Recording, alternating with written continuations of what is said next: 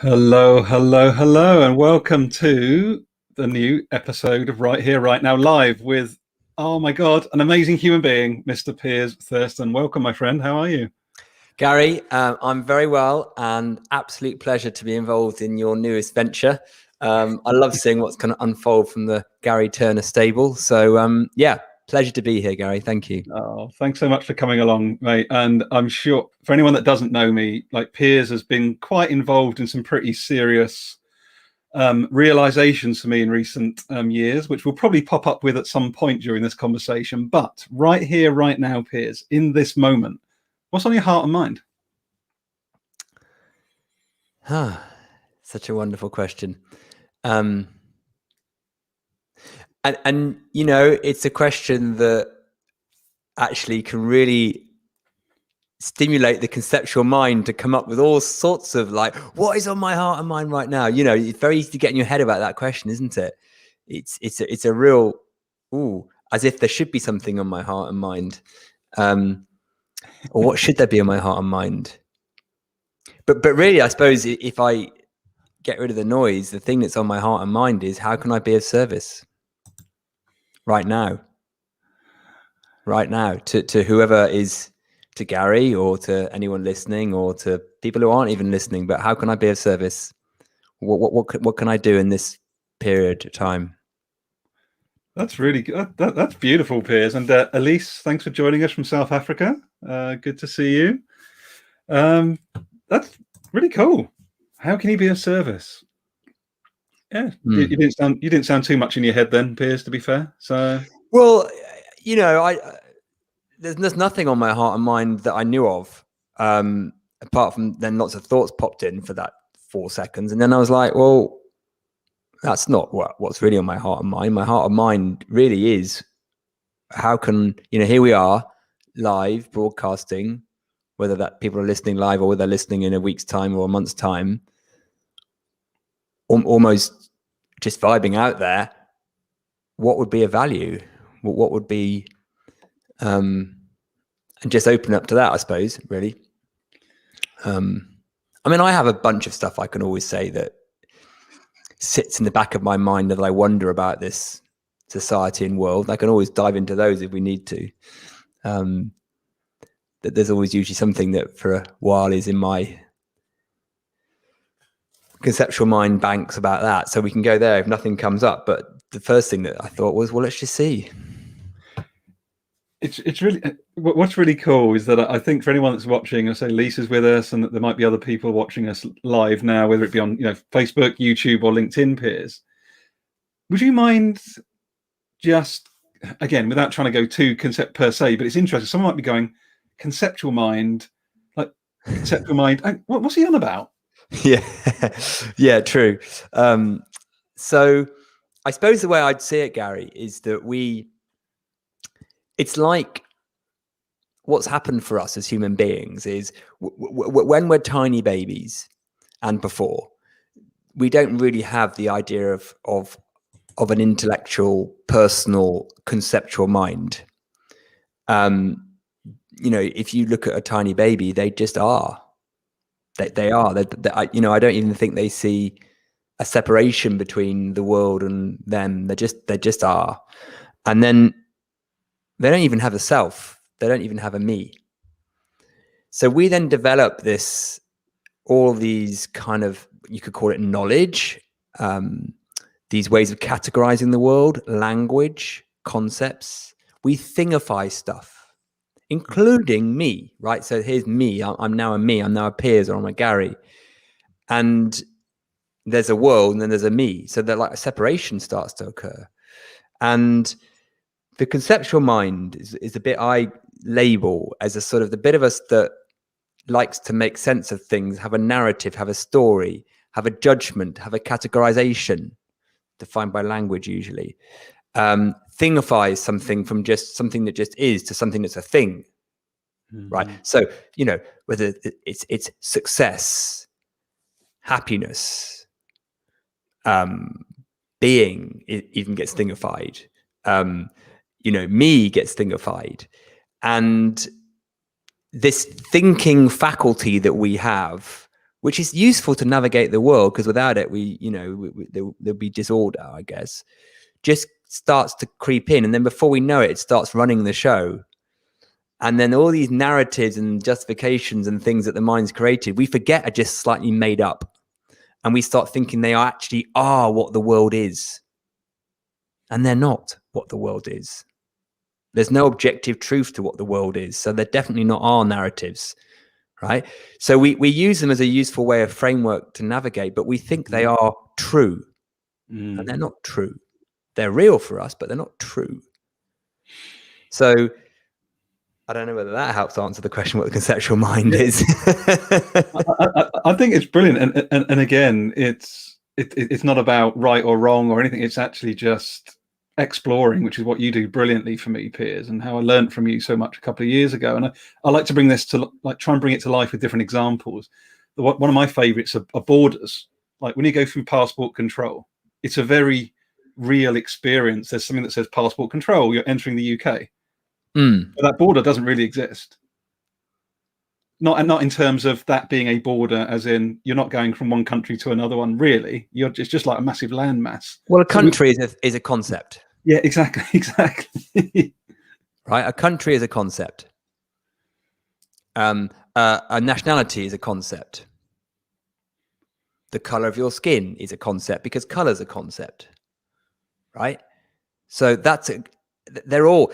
So you can tell whether something's a concept or not because it has an opposite, or has something that isn't it, right? So anything that has an isn't it or an opposite is a concept, right? So you can be white and black, you can be man and woman, you can be, so they're all concepts. No, I'm not saying some of them aren't helpful, right? I fancy an avocado, not an apple, right? So I'm not saying they're not all bad, but we just need to know what they are and not think they're something true. So how does this help? Because I'm just fascinated. Like every time I sort of meet up with you and have a conversation, I always go down different rabbit holes and curiosities. And I'm like trying to, there's a great term in business at the moment. Like, how do we operationalize this quality of mind thing that Piers is talking about? Like, how do you help? How do you back to where we started this conversation? On your heart and mind was, how can you be of service? So how are you of service when you are supporting people? What is the experience that people are going through when working with Piers? Yeah, I might answer that at two levels: the kind of profound way, then the practical way. So, at a profound way of describing it would be people wake up. I'd use that language. Discover what they are, what they truly are.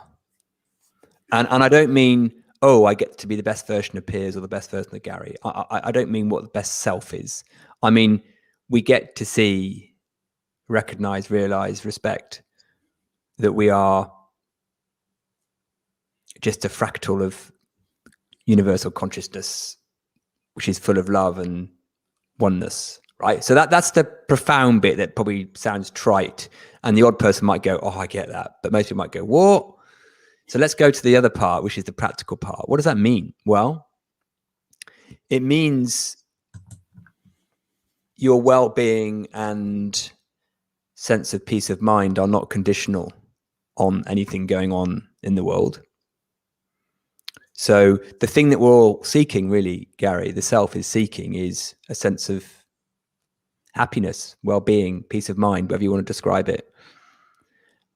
And we start to recognize we have that regardless, which is a game changer. Even more practically, because I work with businesses mainly, you start to get greater levels of flow, performance, resilience, creativity, clarity, connection, perspective, agility, all the things that a business in its engine needs from its people. Whether you're a direct people business or whether you make something, it's all human. So all of those, the performance, the resourcefulness, the ambiguity, the resilience, all of those things come online too. but they don't come online in I've now got 5 techniques to help me be more resilient, or help me be more creative, or help me brainstorm. That they come online because in our essence, when we're not overly bossed around by our conceptual mind, that's what we are. And there's a beautiful, beautiful blend, fusion and dance between your learned conceptual mind, the thing I was telling you about before, which has maybe some knowledge and technical expertise of your work area, and that impersonal, infinite resourcefulness, creativity and resilience, right? So I'll explain it in it maybe to sport. So, you might watch a Federer play tennis, or Messi play football, or whatever. And there'll be lots of things that they've learned how to do because they're physically fit. They know how football or tennis works. They've got muscle memory, right? And then there's moments when they just do that thing and you go, whoa, inspired. There's that moment when something happens in the game. Or the guy that did the goal against Scotland, was it, when he whacked it from halfway? I can't remember, was he the Czech Republic or Croatian guy?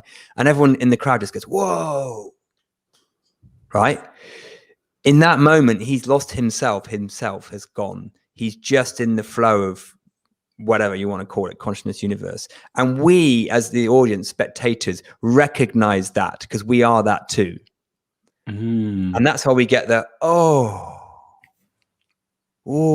and that's why we watch these sports, really, because we're recognizing that coming through other people, right? So that flow can happen in business. It's less spectacular in business, maybe. But when you've been in that meeting where you just had a beautiful connection with someone and you've just been talking about something and the clarity has just emerged and you're like, yeah, that's what we're going to do. And there's just a bit of mojo in the room or yourself. And you're like, yeah, we know what we can do. It doesn't matter what the market's up to in terms of, it's all hard. That comes through you. Now, when you're in that space in business, wow, it's beautiful compared to the grind that most of us have experienced in business. So I can't remember the question, but that was the answer. In that moment, that was the answer. Yeah. But I love this. I love the example that you shared of I really love how you've sort of pointed to that. Yeah, like the wonder of that goal, of seeing that goal, of experiencing, even through a screen, that goal was a recognition that I've got that in me as well. Yeah, I think that's a really powerful. It's not that watching that goal didn't cause the watcher to go, oh, that's amazing. It was almost like I said, there's an internal recognition that I am that as well. Yes, and a recognition beyond the self. So whether that's in music, opera, dance, ballet, and it doesn't matter what the music is, or in art, or in nature, you see. I love sunsets. Or earth tilts, to be more accurate. I love those. Right, I can just stand there and like, and you just it's the bit before the self that's recognizing something. Yeah, and it's so lovely. And the irony is, the paradox is, Gary, that we do lots of things in the world to try and seek that feeling. We get seduced by that feeling, not noticing the very foundational thing that it's in every moment. It's before every moment. We don't need to be going at the top of Mount Everest to get it. We don't need to be an elite sports person to get it at all. It's so ordinary, the space before thought. It's an ordinary miracle there right now. It's so interesting for me because I always come back to that experience I had on day 2 of the retreat I did with you. Oh yeah. And it'll stay with me as a memory, but it was something that was embodied, right? And this is something I'm feeling about a lot at the moment, is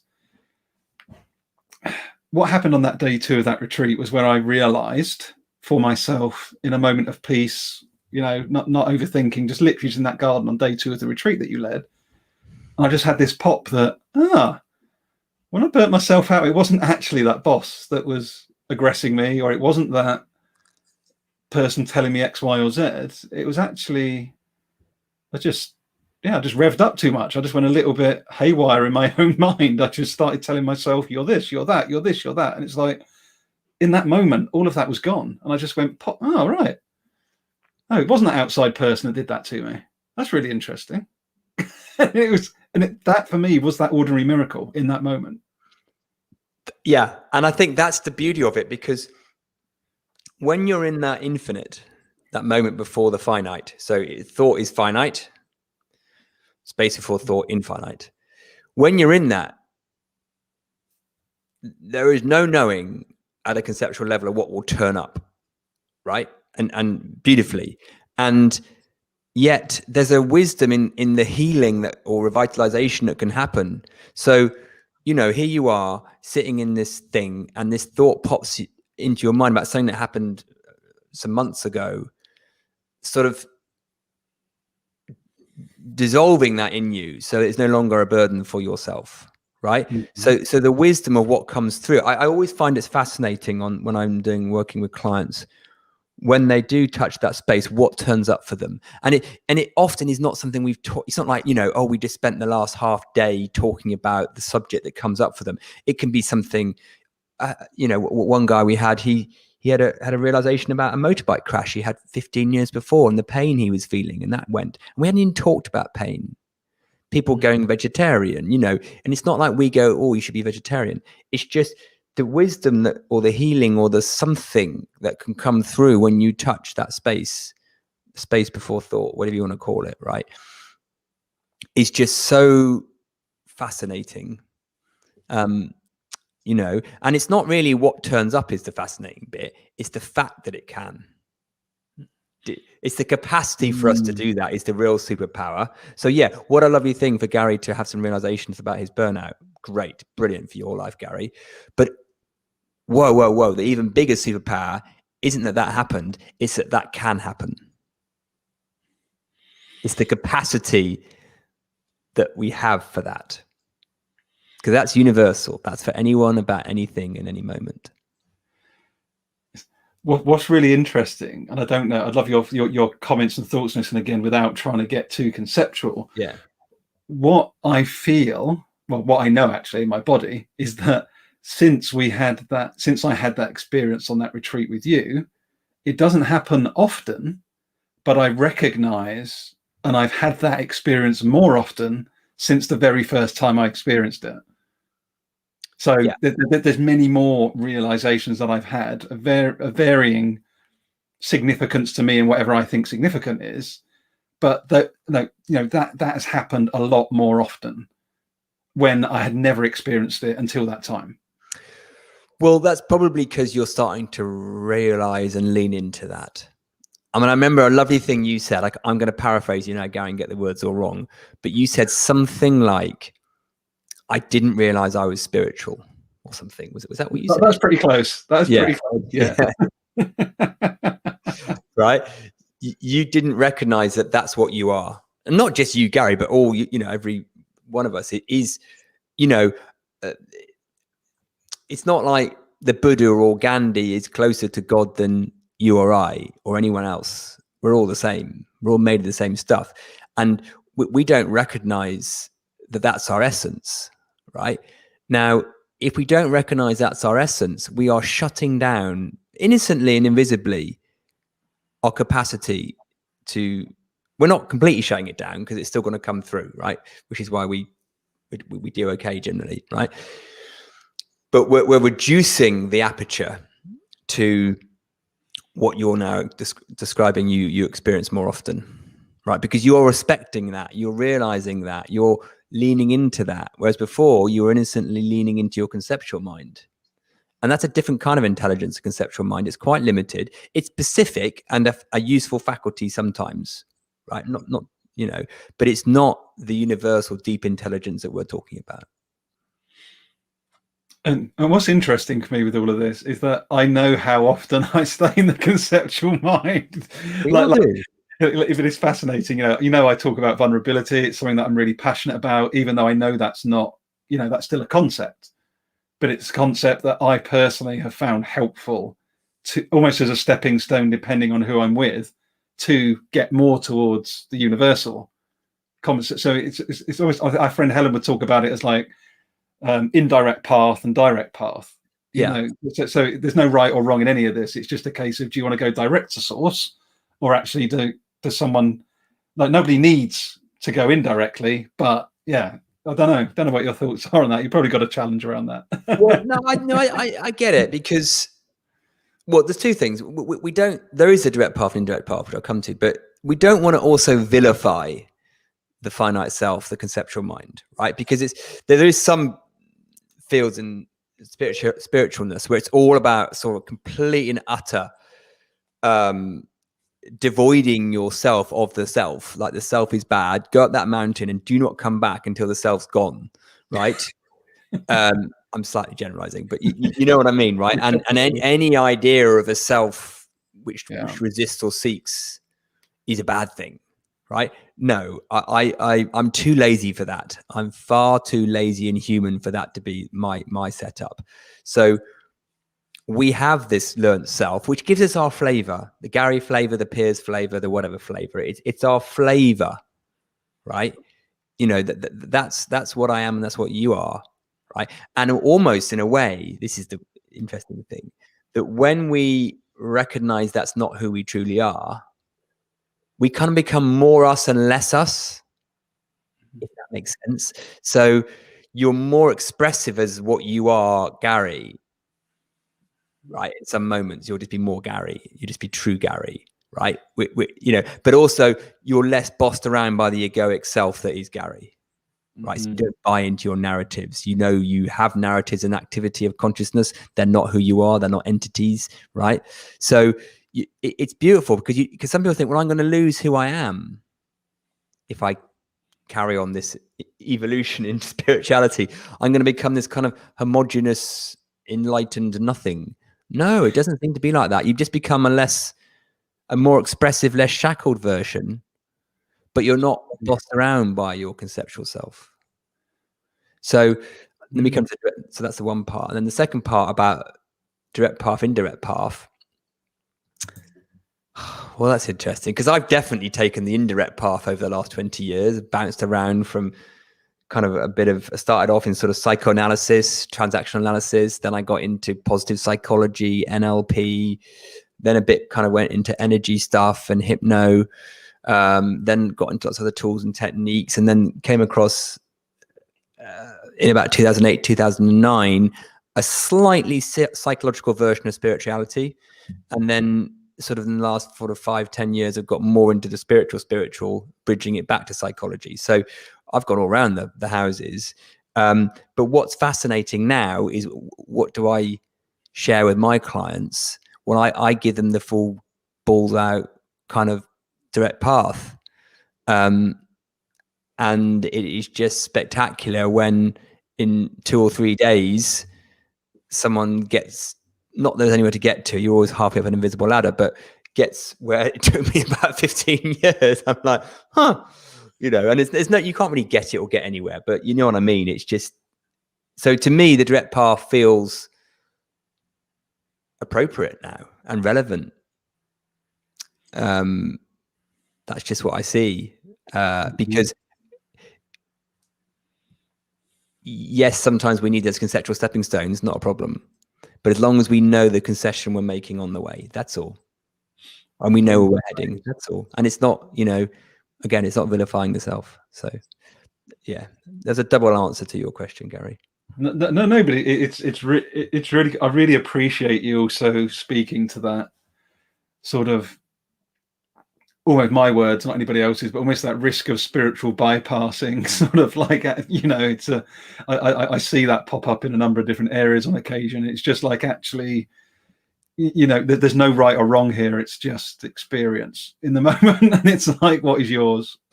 Yeah, you ask my kids, I'm not enlightened. You ask my kids, right? Is daddy always zen and peaceful? No, right? But also, if you ask them, does that matter? I think they'd say no. Yeah. Nice. You know, so because actually we bump through together. Yeah.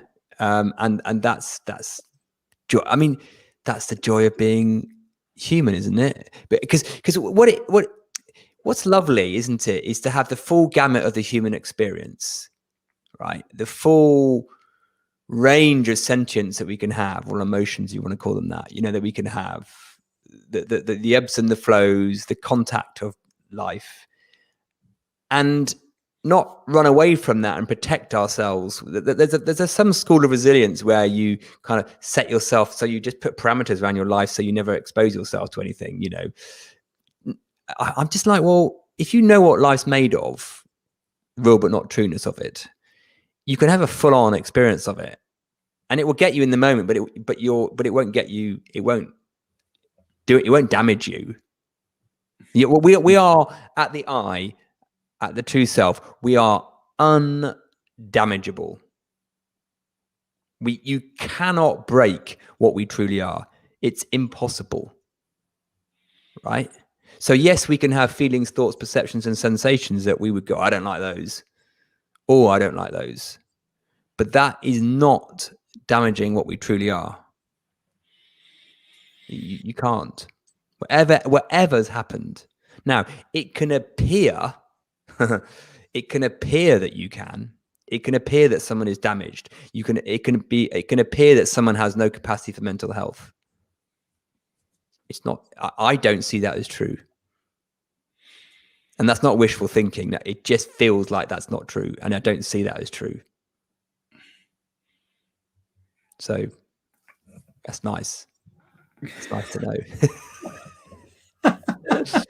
It's the thing I love is like I've spoken to you a number of times since I first came on your retreat, Piers, and I sort of, it's always a brilliant exploration, because I say I'm always falling into my conceptual mind so often, and it's like you're so, I don't know, you're just a wanderer, and I just really appreciate that about you. You're just like you're always curious, always wandering. Like you're never ever judging. I never hear you judging in any way that you communicate. Not with me anyway, about the work that you're doing.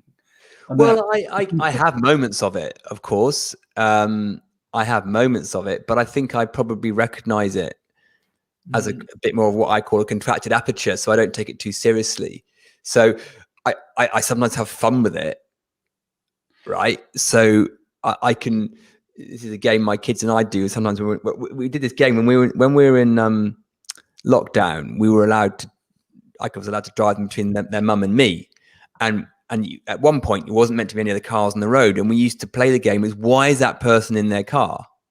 Right? They shouldn't be. All about judgment. Or we'll watch a reality TV show like, you know, The Island or SAS Tough Enough, and we make up stories of judging the people. Right? Oh, well, I bet they're, you know. Now, as a piece of fun, knowing that the mind can be creative around judgment, that's cool. It's kind of fun, right? As long as you know it's not true.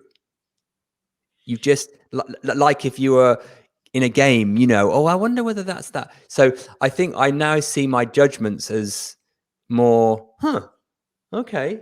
Look, check out what I'm judging there, rather than, well, that's the case. Do you see what I mean? So I still have them, but I try. There'll be some I'm sure I don't spot, but there'll be some I just like, oh yeah, look, I'm judging that situation. Do you know what's really interesting, Peter? Like you are I don't know if you're into numerology or not, but you're my 17th person on this new show, whatever that means to you. But the reason I'm sharing it is I'm seeing and I'm feeling, not just thinking, I'm feeling the direction of each of these 17 conversations, for whatever reason, are coming back to love and coming back to play. Like they are the two common themes that are, without doubt, the commonality of if you sort of weaved a thread through all of these 17 conversations, play and love are the two things that are really, really bedrocks. It's fascinating. So fascinating. But it shouldn't be fascinating, because it should be obvious, as you would say. Well, I think what's fascinating is, you know, if you were to describe a 2-year-old or a 1-year-old, what do they have in abundance? Love and play. Yeah. Right? love and play. If you look at what just seems to ooze out of us when we're in I use my language, an expanded aperture, love and play, right? And by play, I mean, I don't just mean playing a game. I mean just like creation and just, right? And by love, I don't just mean intimate romantic love, but just understanding, compassion, so the wider sense of both those two words, right? They seem to be innate in the I that we are, right? They seem to be innate. And I think one of the fascinating things that you can spot is when you're looking at something we're doing, an activity we're doing, or behavior or thought or whatever, is a very simple question. Is it going towards love and play or coming from love and play?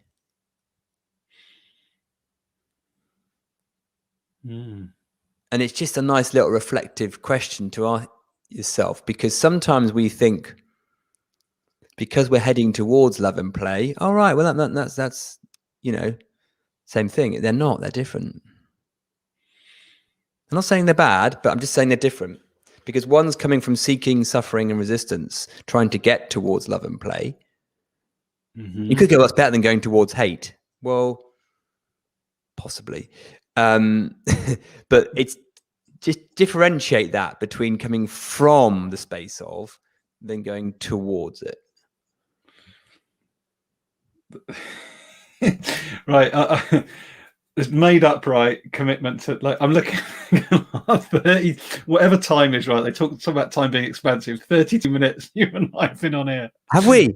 Yeah, and you're like, that does not feel like whatever we feel 32 minutes is like. I'm surprised by that. I'm surprised by that. Yeah. It's brilliant. So I'm only saying that because I do unfortunately have to move to wrapping up. But what are you working on at the moment? Is there ways, what's your invitation to people if they're curious about this? I'll pop your website up again. What sort of courses you're offering? Are you still doing open courses? Is it just one-to-one? Give a bit of a view. Yeah. So the open course that you came on, Gary, we actually did a face-to-face one in June. Woohoo! Ooh, cool. Which was nice. Lovely to be that. So we do the open course, which is a 3-day program, mainly for business folk, but it has a bit of flexibility on that. Do the one-to-one, of course. One-to-one coaching, quality of mind coaching, and then working with organizations, leaders, teams to help them see how the understanding of quality of mind could be useful to shift not only the well-being of their people, but also the performance as well. And really what I'm working on, to answer your question, is finding, and the virtual world has really catapulted me into this a bit more than it did, is just ways to help this understanding live beyond the conversations we have in person or in live, in virtual. So resources, ways people can reflect on it, self-learn. Been developing some nice resources around that for once people have had an experience of the program, carry on seeing. So that's what I'm doing. And just finding new and interesting ways to try and get people into the conversation, because the biggest barrier for people, and if anyone who's listening now, they will have experienced this 15 times in the last 30 minutes, is the preoccupation of the mind. Yeah, is the biggest barrier to seeing this. That our minds are just conditioned to be preoccupied and not look this way. So if you can press pause on that, it will help you. Very cool. There we are. Go and check out Piers, qualityofmind.biz. Like, I think you're pretty amazing, Piers, to be honest. But back at you, Gary. Cool, at you. I will echo that one. I will echo that one back at you. Absolutely echo it.